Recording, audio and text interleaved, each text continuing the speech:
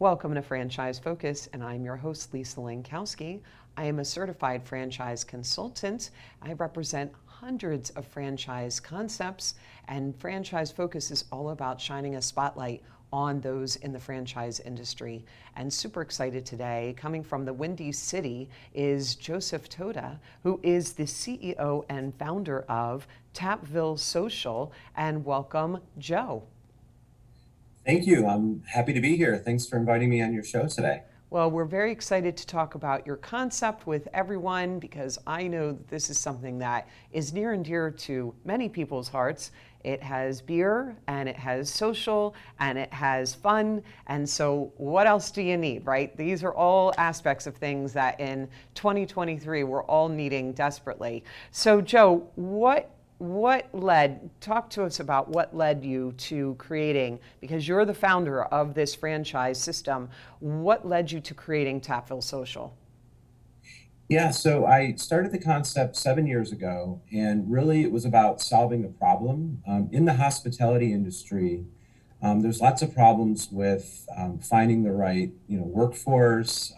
There's wastage in the industry with food and beverage waste. There's a lack of good data analytics to operate the business and market the business. So when I developed the concept, it was really about solving a lot of problems in the hospitality industry with technology and finding a better way to operate a hospitality concept. So my background was in management consulting, so I had the pleasure to work with a lot of large food and beverage concepts. And as I was working with these large brands, I discovered there were a lot of problems that they were having just with the hospitality industry in general. And I developed a concept that kind of solved a lot of those problems using a lot of advanced technology. We rolled out the first location, it was successful, and lots of inquiries to franchise. And then we started franchising just a few years ago after we were been operating for about 3 years. So, when did you create your first flagship location? In 2016, and out of the suburbs of Chicago, we had our first location. In 2018, we opened up our second, 2019, our third. And then right at the end of 2019, we started franchising.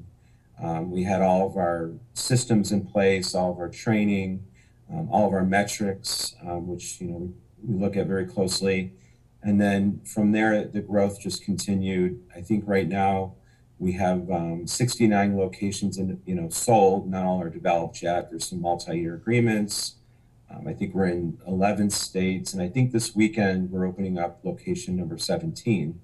So it's been a really wild ride of excitement with our brand and really helping a lot of entrepreneurs, which are franchise partners, own their own business and be successful with our brands. It's been a great experience for me in the last 7 years or so. Wonderful. And I do have that conversation with business owners quite frequently where they say, when do I know that I'm ready to franchise? Like, what are some of those tells? And you just spoke to some of them. First of all, you have to be profitable. Like, that's number one, right? And then number two, those systems in place, which are key.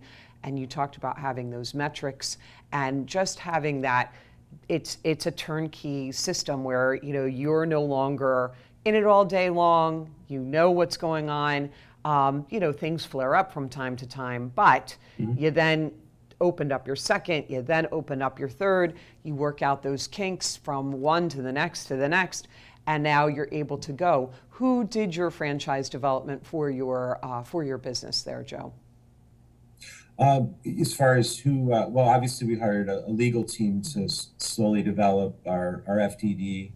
My background is in learning and development prior to being in the industry, so I helped develop training programs. So I used my background to make sure that we could document all our systems and processes. We have a great online, learning management system and a lot of things that we can use to help support our franchisees. Okay. And then we have our own marketing department. One of our capabilities is marketing.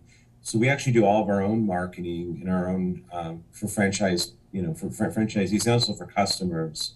So we've done a lot of in-house, and then we've worked with a lot of great franchise consultants in the industry that help business owners find the right franchise for them, and that's been a good partnership for us as well. So, But getting you didn't introductions from use, folks that oh, are I'm sorry. knowledgeable in the industry. Right. You didn't use a specific franchise development team per se. You just worked with, I think it was Green Spoon Martyr, Evan Goldman's group, right? But there are Yeah. franchise developers out there, but you did not go that route. So that's also interesting, and it's good for my audience to hear that you don't always have to use a development group, that you can just work with an attorney.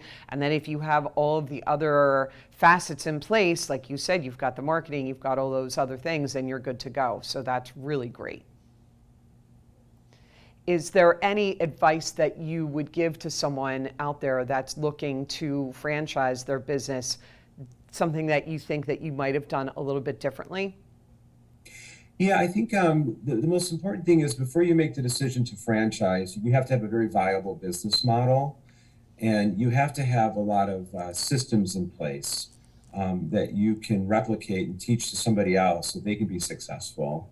My advice is that if you're starting to franchise, as you get introduced to potential franchisees, that you make really strong decisions on who you want to let into your system early on. And when we make these decisions, of course, there's financial decisions, liquidity and net, um, in their total income. But what we also look at is do these franchise prospects share in the same values that we share in? So we're a very values-based organization, and when we assess prospects, we look to make sure that they meet our value checklist there. So, Okay. my advice would be just don't let anybody in your system. Make sure you find that it's a good fit for both parties when you sign a franchise agreement. Sure. Great, great, great advice. That first 10, it could make or break your system there, depending on who you're bringing in. So you want to be very careful to not just,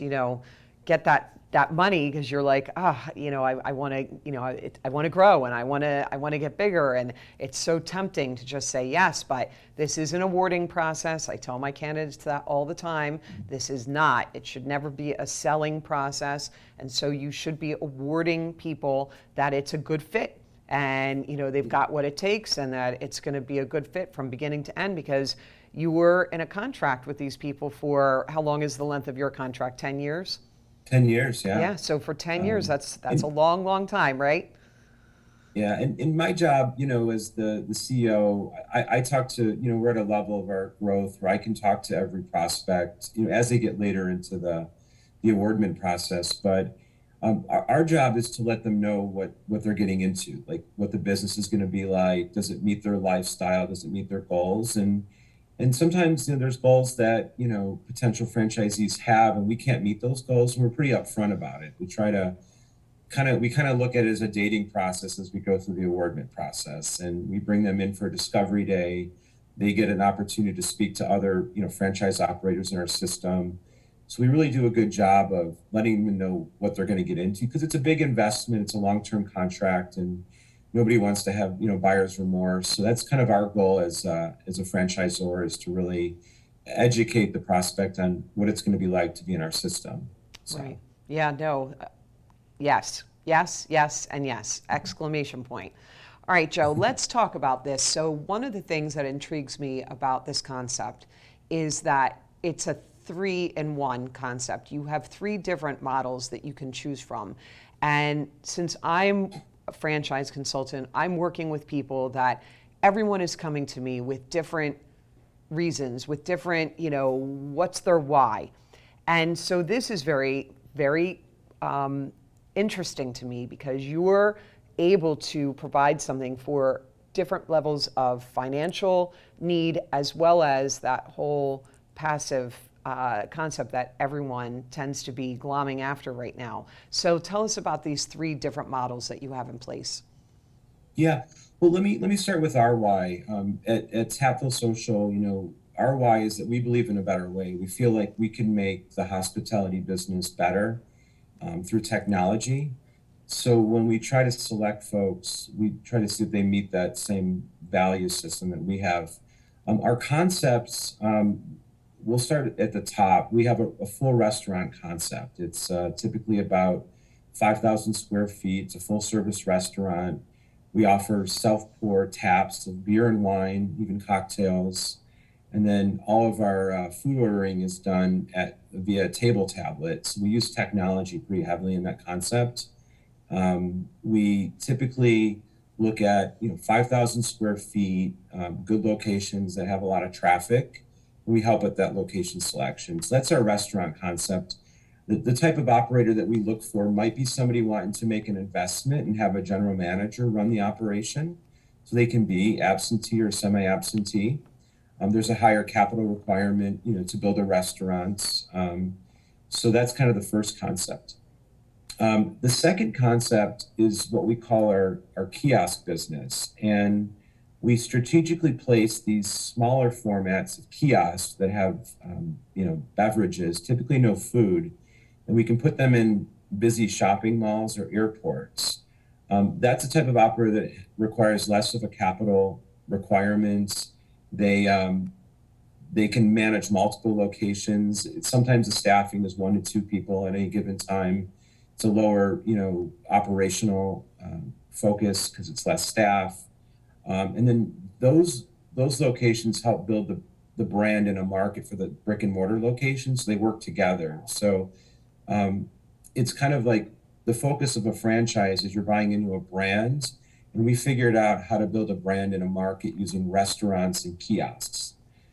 The third concept, which is really unique, is a mobile taproom business where you can purchase this mobile taproom. We help with the marketing, the training, and procuring the taproom for you. And you can take it to private and public events within your market. That one is a lower cost of capital. It could be something that somebody could have a full-time job during the week and do this on weekends because it's really event-based. And also, we have some franchise partners in that business that own other businesses that are complementary. So if you own a food truck business or you own a catering business, you could franchise with us and have our mobile tap room. So all those concepts work together to build a brand, and they all kind of, in a market, kind of help generate more customers for the franchisee to sell to. So those are kind of our three main concepts. And the commonality is that we're doing things in a better way than most other concepts with technology. Right. And the brand all works together within a market. So that's kind of how we position Tapville with the three concepts. Yeah, and again, to my point, it's something for every level of financial comfort. Not everyone can go after that big 5,000 square foot, space. That's a big nut for many, many people. But that mobile space has become extremely popular. In fact, I just was watching a Shark Tank episode the other night, and they had turned their concept from a mobile business to a brick and mortar. And they were all over him for it. They were like, "You should have stayed with the mobile business." And I'm yelling at my seat, going, "Stay with the mobile business, right?" Because Yeah. it's a great model. So that's good. What would you say? You said you've got 17 up and running right now. Are they a mixture of those concepts, or is it mostly the sit-down restaurant space right now? It's trending more towards the restaurant space, but it's about it's about a third across the concepts. We're trying to keep equal representation. We do more of a market strategy, so we have some markets that we're pretty penetrated into, like the LA market, quite a few of the major cities in Texas, Chicago. We're about to sign our second location in Pittsburgh restaurant. So we're really focused on market strategies, but it's about a third, I guess, right now. We might see that the restaurant concept will exceed all the other ones. The kiosks are a little more restrictive on what locations you can go into, like as far as shopping malls and airports. Right. So in the mobile business, the way we operate that is our franchisees purchase a territory.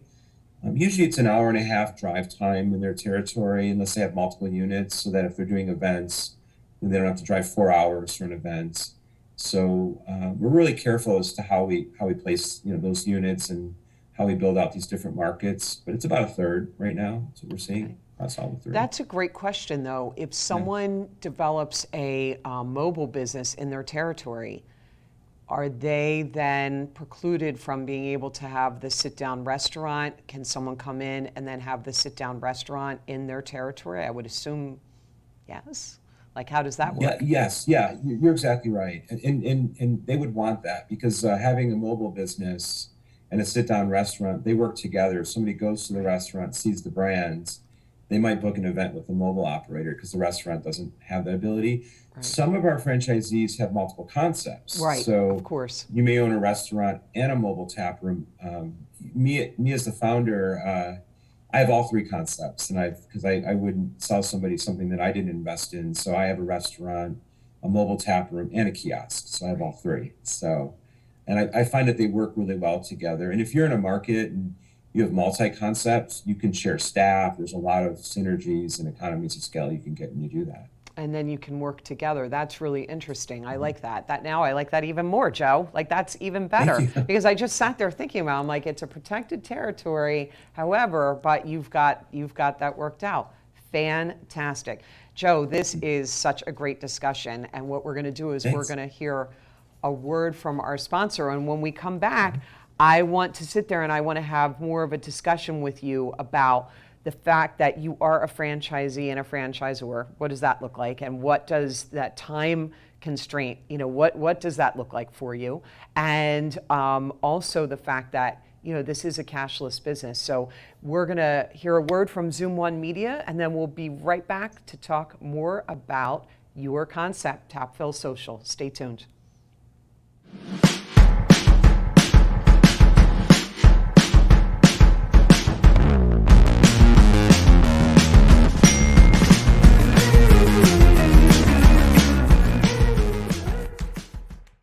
What makes a Wawa Club? Is it the crispy bacon on the turkey BLT? The endless layers of flavor of the buffalo chicken salad? Or is it a secret handshake? Nah. At Wawa, there's a club for everyone. Find yours today. We Ride for Those Who Died. The Police Unity Tour and RVN Television is bringing to you a show called On Your Honor, Straight Talk. And I'm your host, Patrick Monturi. I am a retired police chief from Florham Park, New Jersey, and I am also retired from the National Law Enforcement Officers Memorial in Washington, D.C. I am currently, for the last 27 years, the CEO and founder of the Police Unity Tour. And this show will bring to you straight talk about law enforcement, the actions and heroism that is provided to you, the citizens of the United States, as well as their actions in falling in the line of duty, as we could see some of the stories that surround that. Again, please watch us on RVN Television and be safe. Take care. At Jersey Mike's, they slice your order fresh right in front of you. And let me tell you, watching that can send a rush of emotions through a person. Excitement, impatience, baby-like wonder, indecisive, anticipatory chewing, nervous pacing, happy claps, and finally, jealousy, because that's this guy's sub. I should order one. Good idea. Sliced right in front of you. It's a Jersey Mike's thing. A sub above. A stroke can be easy to detect. A loved one can't speak. Perhaps they can't move. But there's another sign of a stroke that many of us can't see. It's called spatial neglect, and it can occur during or after a stroke, causing distorted visual movements. Fortunately, there's a solution by using optical prism technology during rehabilitation. If you or a loved one have experienced a stroke, ask your doctor about spatial neglect. Spatial neglect. See the whole picture at KesslerFoundation.org. Are you burned out, disenfranchised, disengaged, extremely distracted? Do you feel that you're lost in semantics, over-leveraged, overwhelmed? My name is Lisa Fratelli, and I have a show on RVN TV, always streaming. The name of the show is The Neuroscience of Wealth and Well-Being. The intention of this show is to explain how you can get back to homeostasis, flow states, creativity. It's highly correlated with happiness and well-being. So you can get out of overwhelm, get out of burnout, not feel distracted, and get back to your life. You will hear from experts who will get you back on track so you can enjoy your life again. RVN TV, we're always streaming. Are you part of the Great Resignation? Are you a business owner that would like to diversify your business holdings? Have you always had an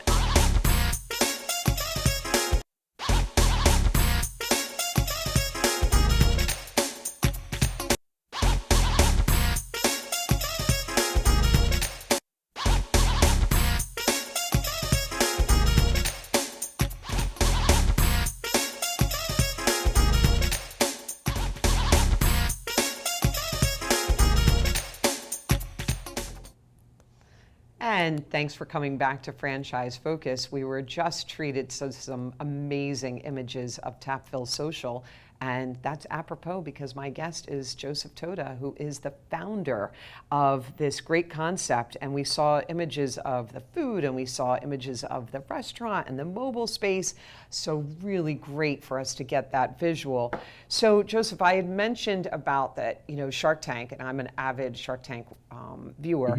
And you have a connection with Kevin O'Leary because you were featured on Start Engine. Tell us about that experience.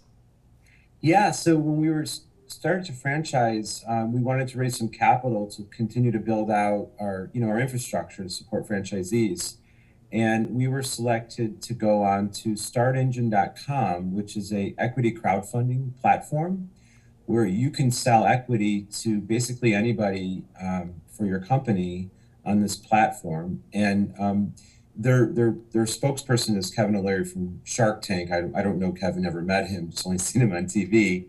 But they selected us, and we raised $1.5 million on this platform to build out our infrastructure.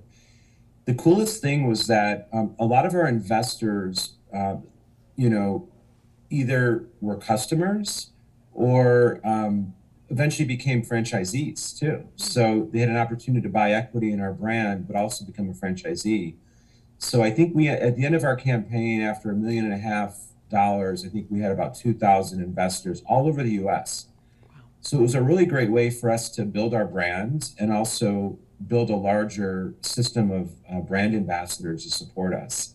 It was a great, campaign for us. We may do one in the future again, but it really helped us kind of grow and build out our infrastructure.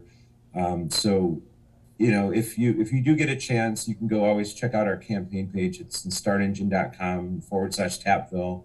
You can read about us, but it was a great opportunity for us to raise capital to continue to grow our brand. Yeah, because this is a big endeavor. This is, there's a lot that goes into it. And so going that route is really exciting. And it also really, it gave so much nationwide attention that this is what you're doing. And then to your point, you ended up getting some franchisees out of it that maybe were clients and they're like, yeah, I want to be a part of this. So that's terrific. Good. All right. So you had mentioned that you're an owner and you're the franchisee of a kiosk, a mobile, and the sit-down restaurant. And this is considered a more passive concept, especially for that restaurant space. So clearly, if you're the founder of this and you're developing this across the country, you don't have a lot of time to be in these businesses. Tell us about how that works, where you've got this ownership as well as, you're on the franchisor and the franchisee side. Yeah, so I'm a Z and a Zor, I guess as they say. It's interesting. First of all, I wouldn't sell something to somebody that I didn't do myself and make my own investment. But what I found is owning a restaurant, it's a large volume restaurant. If you start following the Tapville systems and the training, you can really onboard a great manager and assistant manager, and they can run the operation for you. And we've done that. And we have a few franchise partners that are somewhat absent, but we have a lot of great processes and great systems to help operate the restaurant. My wife and I are franchisees. My wife is a full-time tax partner in a firm. She doesn't. I don't think she's been in the restaurant in a few months. I go there. It's close to my house, so maybe 1 or 2. I might stop in there once a week for an hour just to see how things are going. I look at the metrics every night. I get reports that are emailed to me. There's a weekly management report that goes out.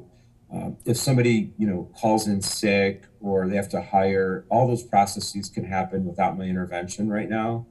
So hiring, firing, all those things happen without myself being involved. So it is possible. It's about having good systems in place, good training, that somebody can step away from the business. From our different concepts, it probably would work best with a restaurant versus a mobile unit, which is more of a weekend business and there's less volume there. But the restaurants, there is an opportunity that you don't have to be that involved day to day if you're an owner. Okay, good. And your trademarked line is embrace independence. So tell us about that. Yeah, that's a question that we get a lot. The intent of embrace independence has a couple different meanings. One of them was that because we have a self-pour beer operation, we try to embrace independent breweries, small businesses. So the majority of the beer that we sell is certified independent by the Brewers Association. That's kind of the first meaning. The second meaning is we give the guests the opportunity to create their own experience and be independent in our establishment. So they can pour their own beer. They don't have to wait for a bartender. They can sample different brands. There's a lot of independence for the guest. And then the third reason that we kind of named it is the owner and operators can really find their independence and be their own boss. And we found that that messaging of embrace independence kind of resonates across those three areas. And that became our tagline. And we have a little logo that looks like a flag with a bunch of hops representing the independent breweries. But it's been a great tagline for us, and our customers really like it. And you see that on our T-shirts, you see it in our establishments. But that's how we came up with that slogan. And we have it trademarked, of course. Right. So I think it's fantastic because it resonates for the owner-operator, the customers, and the vendors. So it's this independent feeling all the way across the board, which is really, really heartwarming. And the fact that you trademarked it, I think, is terrific. Do you have merchandise with it as well, I would assume? Oh, yeah, T-shirts. I think the shirt that I'm wearing is a Tapville shirt. If I was to turn around, you'd see it on the back. So it's a logo that we all our staff has it on their shirts and stuff. So we make decisions about things. We really think about them a lot and what's the best approach, and things as simple as a slogan. There has to be a meaning behind it. Otherwise, it doesn't have much value. So. One of the things when we first spoke, Joe, was that you said, I had asked you, because I said, with all of this being very, you're not really having that relationship with the staff like you would in a sit-down restaurant because you go do your own pour. And I said, how does that affect the wait staff and their tips? And you said they were seeing an increase in their tips. Can you explain that? Yeah, just at a high level, when you come into our establishment, we take reservations in our restaurants, just like any restaurant. You come in, we have a service greeting that we do. We will give you a card that's synchronized with your credit card. So it's called a Pour Pass. And then you can use the Pour Pass to grab your own drinks off of our tap wall, or you can order your menu items at the table using a tablet. We're not replacing servers. The technology makes the server's job easier because the longest part of a restaurant experience is the server taking the order, writing it down, and then going and typing it into a system somewhere else and then getting it to the kitchen. We've made that step really easy. So our servers, which we call dining ambassadors, they can cover larger sections of tables. So it helps with our staffing. And because they're covering larger sections, they can actually make more in tips because that's how servers make a majority of their compensation. So what we're trying to do is make the server's job easier, focus on hospitality, make those recommendations, provide great service, and then take the transactional part of the experience out of it and use technology for that. And then when you're a guest and you're ready to leave our concept, instead of waiting for a check, you just drop your card in an express checkout box and walk out the door. And then we just run your credit card. So it's easier for a guest. If you've ever been out and you're just waiting for that check to come and the server takes forever because they're busy, that doesn't happen at Tapville. So we've really made the whole experience streamlined in the restaurant. And I think in the future, you're going to see more restaurants operating like that. And we started this 7 years ago before anybody was really doing it. Right. But really, it's about making the server's job easier, making a better guest experience. And our servers get compensated more, too. So they stay with us, which is great. Wonderful. Well, ending on that note, having a great customer experience is a terrific positive, especially when, you know, we know that there's labor issues out there and we want everyone to be happier in what it is that they're doing. So Joe, I thank you so much for taking your time today to share your great concept and forward thinking with how you're doing all of this. I wish you continued success. And if you're interested in learning more about the Tapville Social concept, we're going to throw up Joe's contact information for you so you can reach out to him. And otherwise, I represent this type of concept as well as many, many hundreds more. And you can learn more about me at my website, which is milestonefranchising.com. Franchise Focus airs every Friday at 1 o'clock Eastern Standard Time. And we thank you so much for watching.